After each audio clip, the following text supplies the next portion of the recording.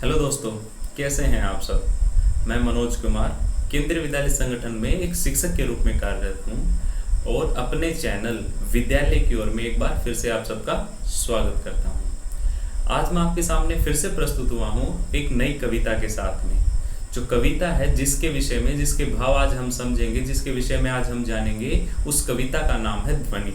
और इस कविता के जो कवि हैं वो छायावाद के एक प्रमुख कवि माने कि सूर्यकांत त्रिपाठी निराला जी हैं। छायावाद में वैसे तो बहुत से कवि हैं, परंतु 4 कवियों को प्रमुख स्थान दिया गया है।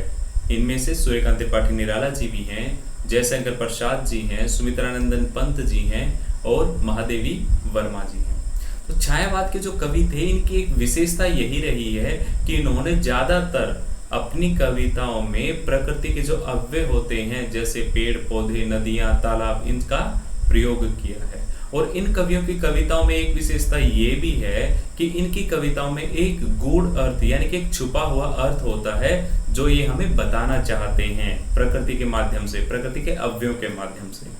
तो आज हम इस कविता के विषय में जानते हैं। उस कविता के विषय में जानने से पहले हम थोड़ा सा कवि के विषय में जानते हैं। तो निराला जी हैं, इनका जन्म 21 फरवरी 1899 को हुआ था और इनका जन्म मेदिनीपुर जिला बंगाल में हुआ था। इन्होंने कविताएं भी लिखी हैं, उपन्यास भी लिखे हैं, निबंध भी लिखे हैं और जो दूसरी कृतियां होती थी लेखकों की, उनकी समीक्षा भी लिखी है।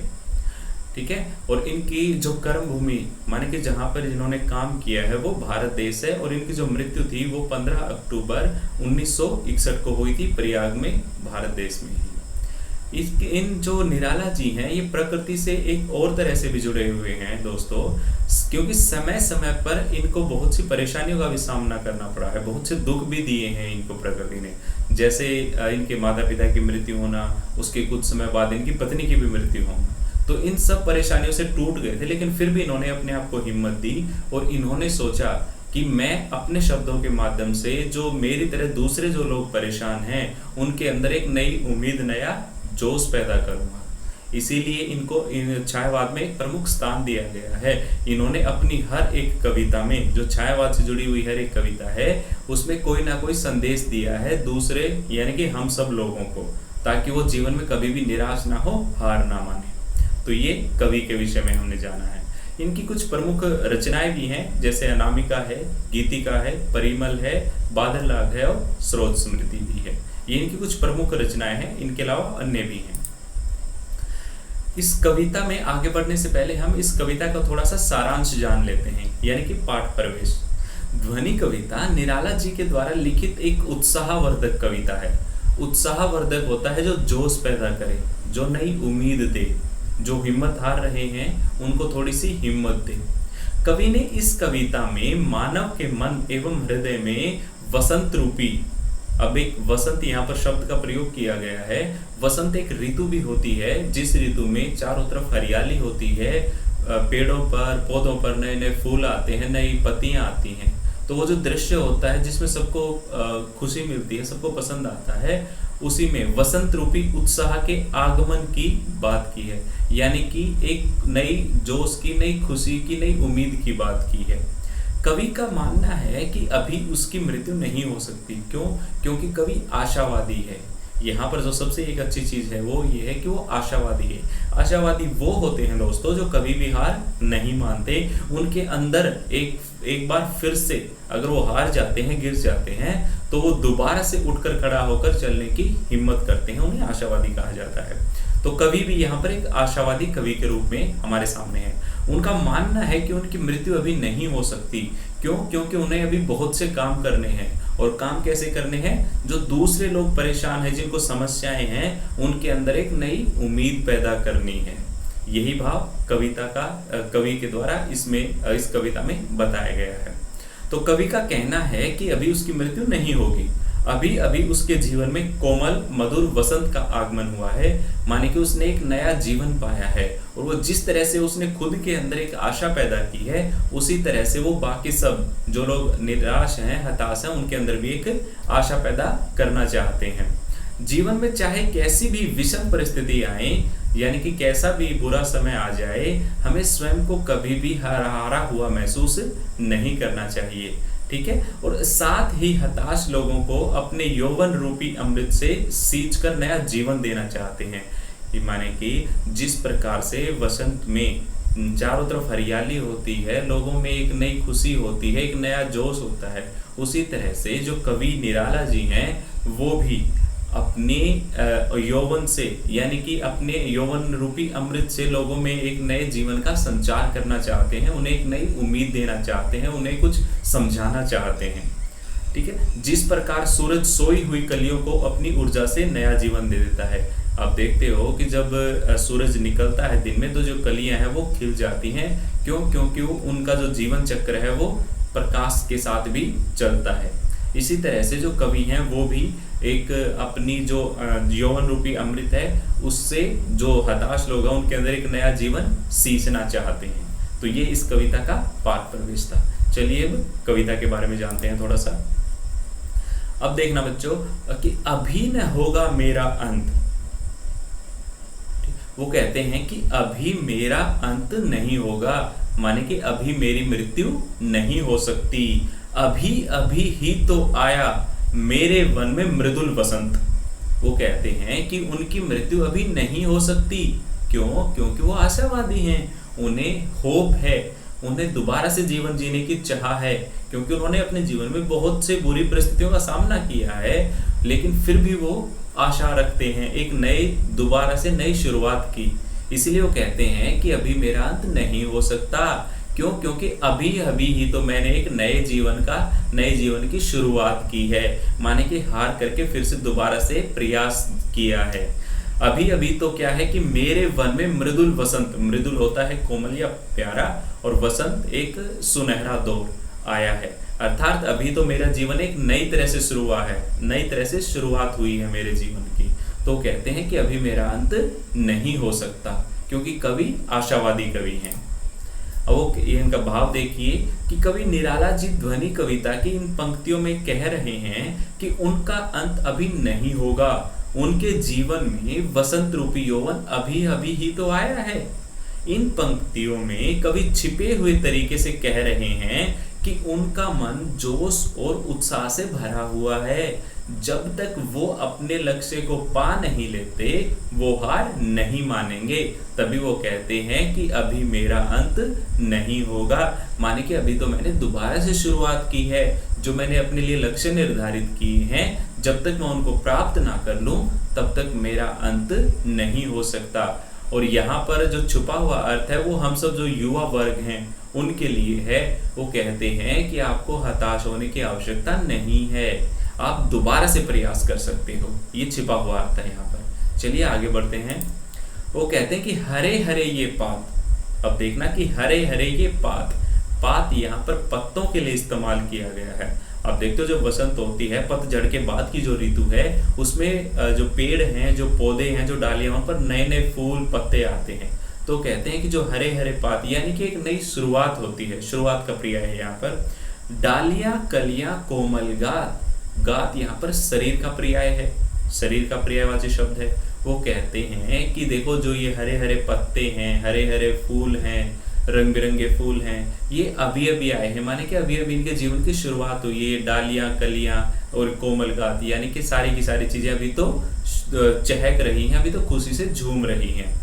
मैं ही अपना स्वप्न मृदुल कर, मैं ही, वो कहते हैं कि मैं खुद से ही अपना सपना, यानी कि मेरा सपना क्या है, अर्थात कवि हैं जो निराला जी हैं, उनका सपना यही तो है कि जो लोग हताश हैं, निराश हैं, उनके जीवन में दोबारा से नई खुशियां पैदा करे, एक नए जीवन रूपी अमृत का संचार करे।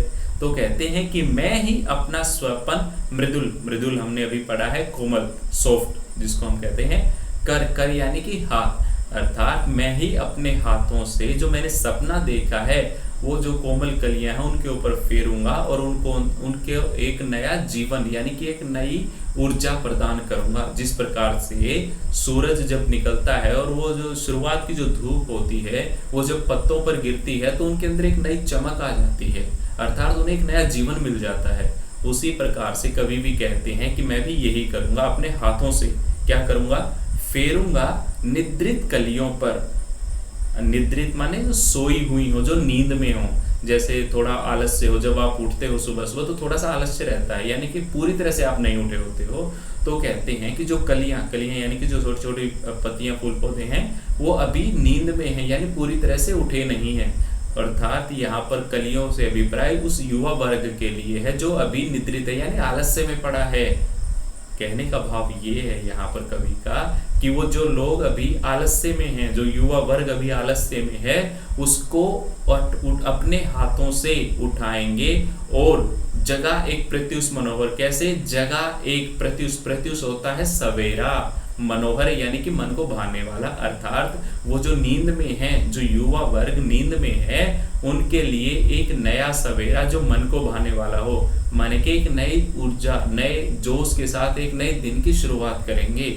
और मैं ये मेरा सपना है।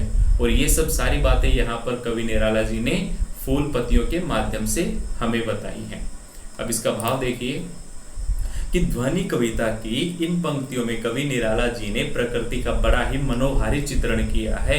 मनोहारी चित्रण माने जो मन को भाने वाला हो। कवि कहते हैं कि चारों तरफ हरे भरे पेड़ हैं और पौधों पर खिली कलियां मानो अब तक सो रही हैं। मैं सूरज को यहाँ खींच लाऊंगा और इन सोई हुई कलियों को जगाऊंगा। माने कि जो लोग अभी तक आलस्य में हैं, मैं सूरज रूपी अपनी ऊर्जा से उनके अंदर एक नए जीवन का संचार करूंगा, एक नई उम्मीद का संचार करूंगा। इन पंक्तियों में कवि निराश और हारे हुए लोगों को सोई हुई कलियों से तुलना कर रहे हैं। जिस प्रकार सूरज के आ जाने से अलसाई हुई कलियों में जान आ जाती है, ठीक उसी प्रकार निराला जी अपनी प्रेरणा रूपी सूर्य से निराश लोगों के मन में उत्साह और उल्लास भरना चाहते हैं। माने कि जो लोग उदास हैं, जो परेशान हैं, उनके अंदर एक नई खुशी पैदा करना चाहते हैं, उनको एक नई शुरुआत देना चाहते हैं। इस तरह ध्वनि कविता में निराला जी जीवन में हार मान चुके लोगों को नया जीवन देना चाहते हैं। और अभी मैंने आपको बताया था इस कविता के शुरुआत में कि जो छायावाद के कवि हैं, उनमें उन कविताओं में एक गूढ़ अर्थ छिपा होता है, माने कि एक दूसरा अर्थ छिपा होता है। तो वो अर्थ यही है इस कविता में, जिन कलियों को जो मनुष्य, जो युवा वर्ग है, जो आलस में है, उसके साथ तुलना की है या कंपेयर किया है। जिस प्रकार से जो कलियां हैं वो जब सूरज की किरणें उन पर आएंगी तो वो अपनी जो आलस है उसको छोड़ देंगी, उसी तरह से जो कवि हैं वो भी जो लोग निराश हैं, जो हताश हैं, जो हार मान चुके हैं, जो नींद में हैं, वो उनको एक नई सवेरा या नई ऊर्जा के साथ नया जीवन देना चाहते हैं। तो ये भाव था इस पद का। अब आगे देखिए कि पुष्प पुष्प से माने कि फूल फूल से, पुष्प फूल फूल से, तंद्रालस यानी कि उनमें जो आलस से भरा हुआ है उसको लालसा खींच लूंगा मैं। अर्थात जो हर एक फूल में जितना भी आलस से भरा हुआ है उसको मैं अपने अंदर खींच लूंगा और बदले में क्या दूंगा? अपने नव जीवन का अमृत सहर्ष सींच दूंगा मैं। यानी कि जो उनका आलस्य है, जो उनकी परेशानियां हैं, जो दुख दर्द है, वो अपने अंदर खींच लूंगा मैं। और क्या करूंगा? मेरे जीवन का जो अमृत है, यानी कि मेरे जीवन में जितनी खुशी है, जितनी उम्मीद है, वो सहर्ष होता है बच्चों खुशी के साथ। सहर्ष माने खुशी के साथ। वो क्या करूंगा? सींच दूंगा। अर्थात उनके दुख लेकर उनके अंदर जो ये अपनी खुशियां हैं, जो अपना नया जीवन है, जो नए जीवन की उम्मीद है, वो उनके अंदर मैं पहुंचा दूंगा, सींच दूंगा। अब देखिए ध्वनि कविता की इन पंक्तियों में निराला जी वसंत रूपी उम्मीद बनकर सोए अलसाए फूलों रूपी उदास लोगों से आलस और उदासी बाहर निकाल लेने की बात कर रहे हैं। वो इन सभी लोगों को नया जीवन देना चाहते हैं। इसीलिए उन्होंने कहा है कि मैं हर पुष्प से आलस व उदासी खींच लूंगा और उसमें नए जीवन का अमृत भर दूंगा। ये भाव है इनका। आगे देखिए, आगे वो कहते हैं कि द्वार दिखा दूंगा फिर उनको। द्वार होता है रास्ता, राह कह सकते हैं आप। है वे मेरे जहां अनंत अभी न होगा मेरा अंत। अर्थात मैं रास्ता दिखा दूंगा जहां भी जो भी लोग दुखी हैं, परेशान हैं, हार मान चुके हैं, वो अब जीवन जीने की इच्छा छोड़ चुके हैं, जहाँ भी हैं मैं उन सब को द्वार दिखा दूंगा, यानी कि एक नई राह दिखा दूंगा। राह दिखाने का अर्थ यहाँ पर ये है कि वो उनको एक नई जोश, नई उम्मीद देंगे, एक नई जोश और एक नई उम्मीद प्रदान करेंगे कि जिससे वो जो उनकी हताशा है, निराशा है, जो वो हार मान चुके हैं, उनको वो छोड़ देंगे और वो क्या करेंगे, वो एक नए जीवन की शुरुआत करेंगे। इसीलिए कवि कहते हैं कि अभी मेरा अंत नहीं होगा। क्यों? क्योंकि अभी तो उसे बहुत से काम करने हैं। जो लोग हारे हुए हैं, जो लोग परेशान हैं, जो हताश हैं, उनको एक नया जीवन देना है उन्हें। इसलिए कवि आशा रखते हैं, यहाँ पर आशावादी का कहा गया है कवि को। क्यों? क्योंकि उनके अंदर एक उम्मीद है, एक आशा है कि उनका अंत अभी नहीं हो सकता। क्यों? क्योंकि उन्होंने दूसरों के लिए काम करना है। तो ये इसका भाव था। देखिए जरा कि ध्वनि कविता की इन पंक्तियों में निराला जी कहते हैं कि मैं सोए हुए फूलों यानी कि निराश लोगों को जीवन जीने की कला सिखा दूंगा, फिर वे कभी निराश नहीं होंगे और उत्साह से अपना जीवन व्यतीत कर पाएंगे। आगे कवि कहते हैं कि मानना है कवि का कि अगर युवा पीढ़ी परिश्रम करेगी तो उससे मनचाहा लक्ष्य मिलेगा। अर्थात अगर आप मेहनत करेंगे युवा वर्ग, तो वो जो चाहते हैं उन्हें वो सब मिल जाएगा और वो इस आनंद का कभी अंत भी नहीं होगा। माने आप जब कोई लक्ष्य निर्धारित करते हो, उसके लिए मेहनत करते हो और उसके बाद आपको जो खुशी मिलती है तो उसका कभी वो अंत नहीं हो सकता। इस प्रकार जो कवि निराला जी हैं कि जब तक वे थके हारे लोगों को या और युवा पीढ़ी को सही राह पर नहीं ले आते, तब तक वे हार नहीं मान सकते, माने उनका अंत नहीं हो सकता। तो ये भाव था इस कविता का। अब इसके थोड़े से जो शब्द हैं जो कठिन थे, उनके अर्थ जान लीजिए आप। जैसे अंत है मृत्यु, यहाँ पर मृदुल का अर्थ होता है कोमल या प्यारा। पात होता है पत्ते। गात है शरीर के लिए इस्तेमाल किया गया है। स्वपन होता है सपना, क्योंकि एक सपना ही तो देखा है कवि ने यहाँ पर इस कविता में कि वो जो लोग हारे हुए हैं उनको एक नया जीवन, नई आशा प्रदान करेंगे।